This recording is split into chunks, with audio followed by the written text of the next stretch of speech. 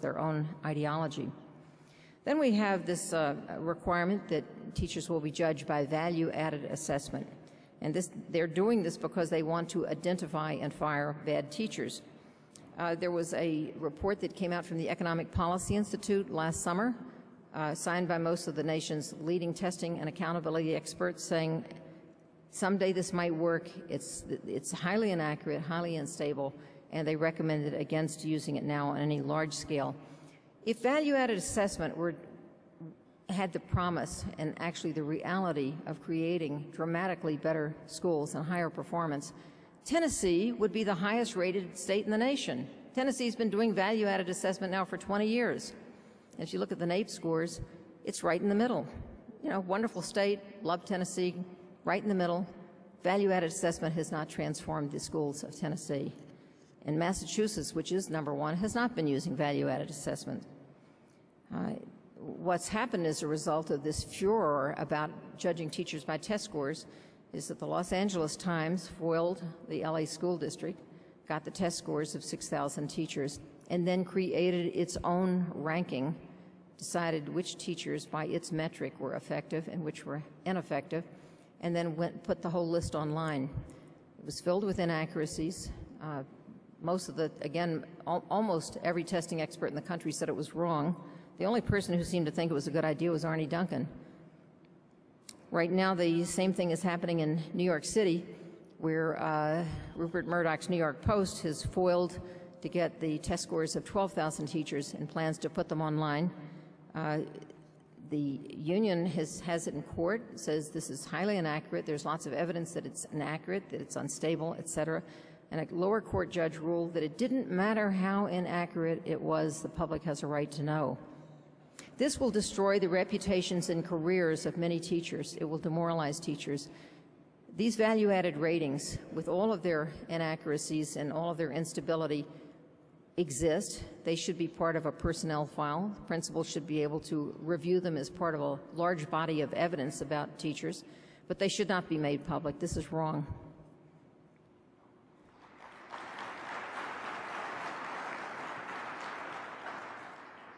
Now, what you should know is that there have been many studies of value-added assessment. The most recent came from a colleague at New York University, Sean Corcoran.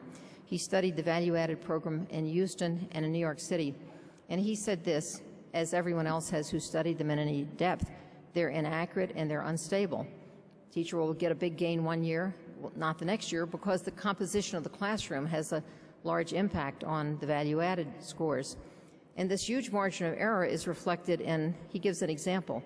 A teacher in New York City might be ranked at the 43rd percentile, meaning 57% of the teachers are more effective and 43% are less effective. But he said, in fact, the margin of error is so large that the same teacher might actually be at the 71st percentile or the 15th percentile. And so you would be quite accurate to say that this teacher is either average, above average, or below average. It's all true. Now, what we hear at every turn is we need effective teachers. It's that word, effective, effective, effective, and it's a stand-in for higher test scores.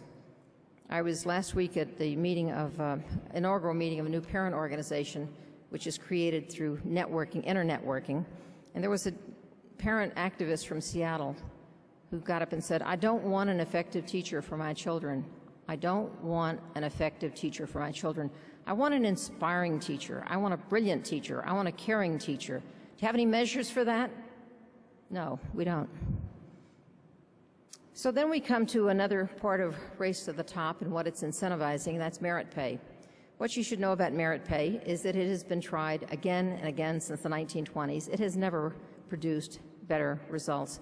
It gets tried and dropped, tried and dropped. It's one of those ideas that never dies. Just this past fall, there was the most important study ever done of merit pay was released by the National Center on Performance Incentives at Vanderbilt University, and it was a study conducted in Nashville, Tennessee, and it was done by economists who don't have a view on one side or the other. They probably, like most economists, believe that incentives matter a lot, and so they decided, well, the reason that merit pay had failed in the past was the bonus was never large enough, so the bonus in this case was $15,000 for getting the test scores higher. And they had a control group and a treatment group. offered this $15,000 bonus, and over a 3-year period, at the end of a 3-year period, they found that the merit pay offer, the bonus offer, made no difference. Both groups got the same results. And the supporters of merit pay said, well, we never expected merit pay to produce higher scores. That wasn't the point. Hello? I mean, we've been hearing this, haven't we? Merit pay will incentivize higher performance. No, it doesn't. But that very same week, after the results of the Vanderbilt study came out, which everyone conceded was the most rigorous study ever done of merit pay, the U.S. Department of Education released nearly $500 million for merit pay programs, completely ignoring the evidence in front of them. And they promised to add another $500 million for the teacher incentive fund for more merit pay. So $1 billion for something that has no evidence behind it, because ideology matters more than evidence. New York City has had a school-wide bonus program recently evaluated. It made no difference. Of course, the test scores on which it was based were completely meaningless because they had been so grossly inflated that they had to be deflated last June, and people were getting bonuses for performance that never actually happened. So now we have the promise in several states now, which I think will never come to pass, but the promise that we should have vouchers. This coming from newly elected governors in places like New Jersey, Pennsylvania, Indiana, and so on. But they should look to Milwaukee. Milwaukee has now had 20 years of vouchers since 1990. There are 20,000 kids in Milwaukee with vouchers, 17,000 in charter schools, 80,000 in the remaining shrinking public school sector. And there has been study after study of Milwaukee, and there is now a research consensus that the children in voucher schools get no greater performance gains than the children in regular public schools. But now this past year, something new was added to the mix, and that is that Milwaukee for the first time participated in NAEP, in the urban NAEP, the Trial Urban District Assessment. And what it showed was that black children in Milwaukee, who are allegedly the beneficiaries of vouchers, that black children in Milwaukee have test scores on the NAEP that are below those of black children in Mississippi, Louisiana, and Alabama. Vouchers made no difference. This has been 20 wasted years in terms of the children in that school district.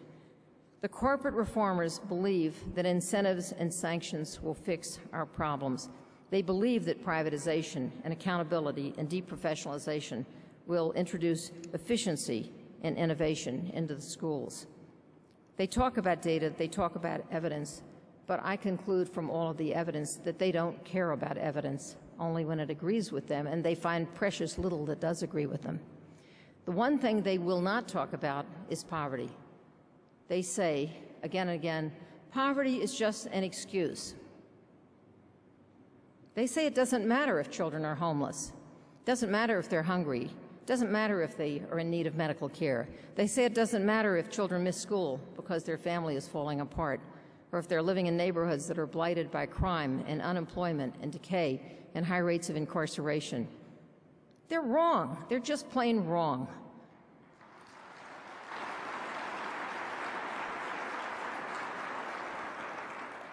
They're scapegoating our schools and our teachers to divert attention from the root causes of poor academic performance. If you want to see the data, go and look at the SAT website. Go and look at the scores on the SAT. Lowest scores, lowest income. Highest scores, highest income. The step up at each point goes like clockwork.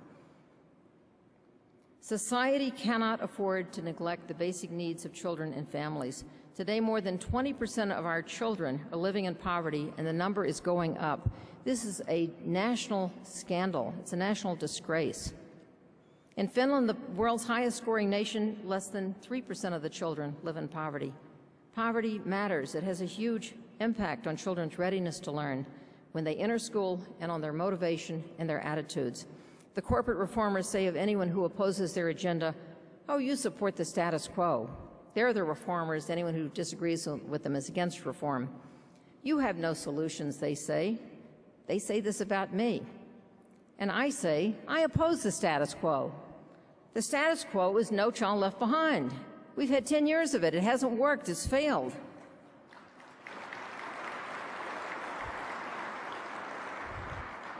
I said I was wrong. Why can't they?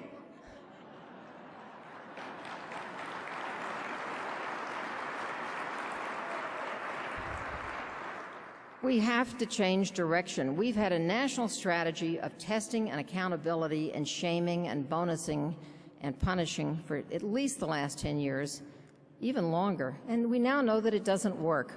The status quo is wrong. It demoralizes teachers, it undermines confidence in public education, it diminishes the effort and hard work of those who work in our nation's schools. It's not improved education.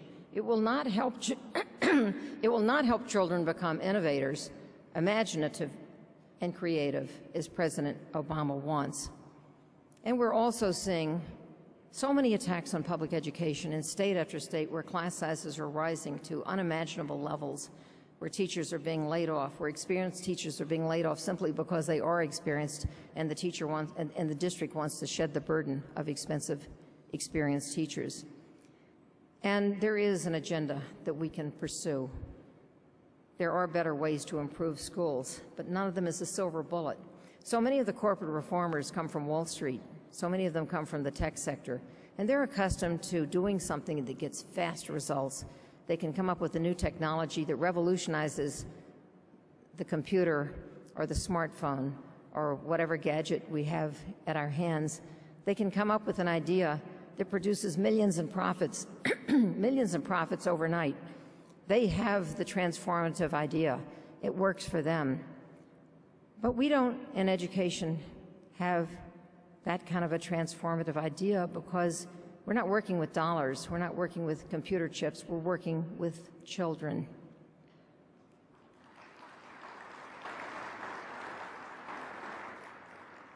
There's nothing that you can do in a day that will change a child's life.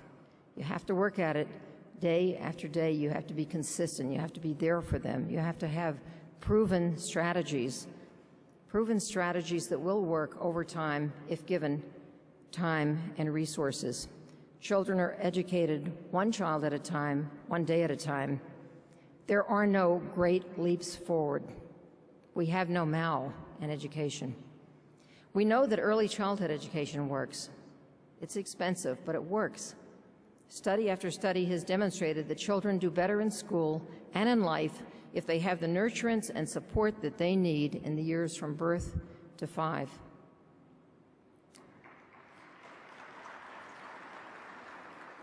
We know that parent education works because parents are their children's first and most important teachers, and anything we can do to strengthen families will improve educational outcomes. We know that children should have access to decent, adequate medical treatment. If they don't have it, it diminishes their school performance. We know that good schools have a full and balanced curriculum, and that all children should have not only basic skills, but also the arts, science, history, civics, literature, foreign languages, physical education. I've heard that in some states, particularly Florida, there are children now doing virtual physical education. They're given a DVD and told to take it home. What I've described to you, the kind of curriculum that encompasses the full range of the arts and sciences, this is what the corporate reformers want for their children.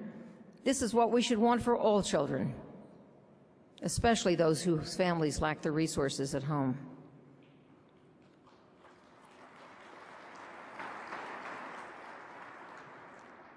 And it was John Dewey who said that what the best and wisest parent wants for his child is what we should want for all the children of the community. And anything less than that diminishes our democracy. We know that testing should be used to diagnose what students and teachers need.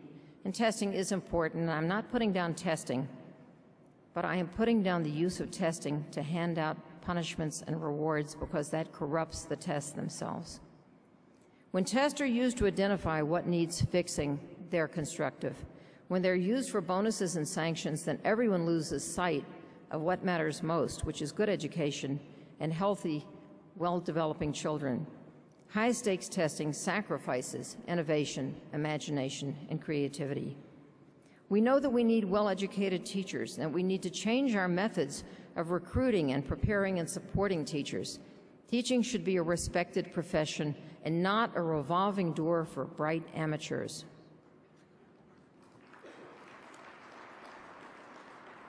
We know that we need principals who are experienced educators, not people from industry who took a one-year course in how to be a principal.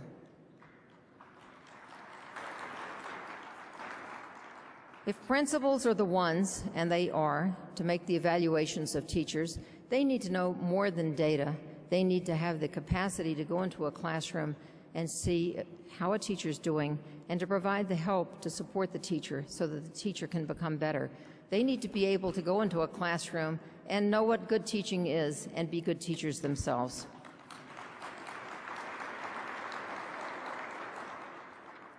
We know that we need superintendents who are expert educators and not corporate executives looking for a new career.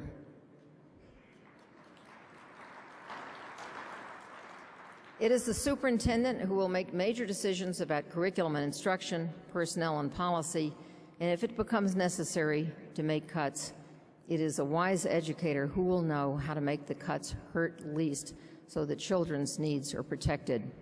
Our superintendents must be wise educators.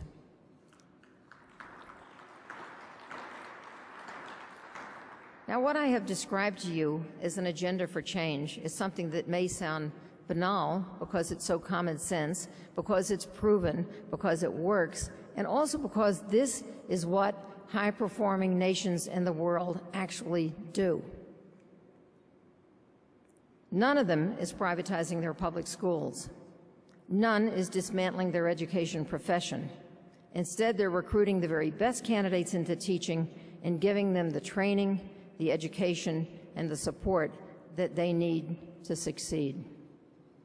The steady drumbeat of criticism has persuaded the American public that public education is in deep trouble. So in the last Gallup poll, only 18%, the lowest ever, gave public education an A or a B. But Americans have never felt better about their own child's public school. In the same Gallup poll, 77% awarded the school they know with an A or a B, the highest mark ever registered since the poll began. Teachers are reacting and beginning to take action.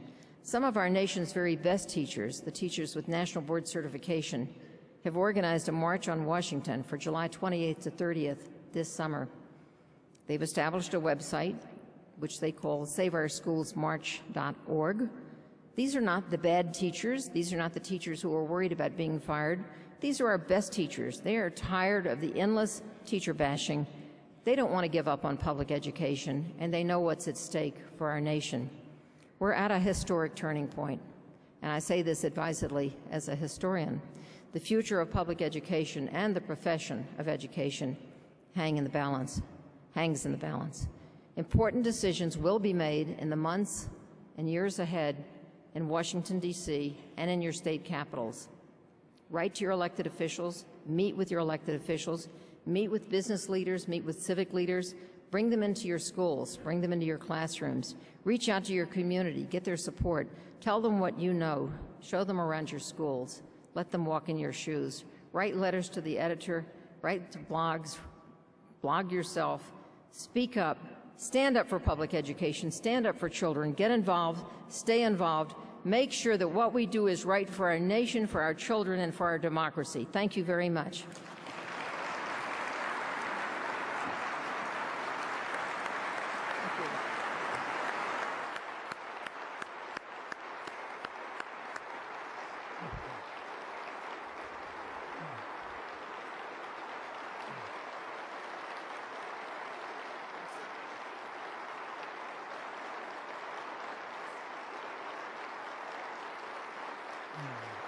So great.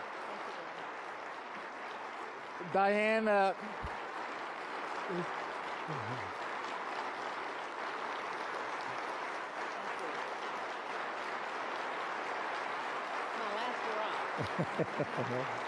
doubt it. Thank you.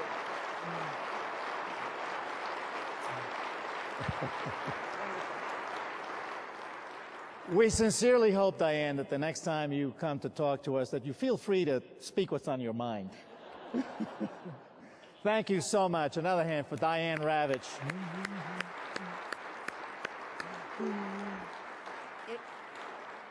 If I can just respond for a second to Dan. Well, first of all, somebody wrote to me and said, do you speak so bluntly because you're from Texas? But I said, no, it's because I'm one of 8 children, and I always had to speak bluntly or no one would hear me. But the other thing, folks, is that I'm 72 years old. I don't want a job, I don't want a foundation grant, and I don't have a whole lot of time to say these things, so I got to say them straight. Thank you.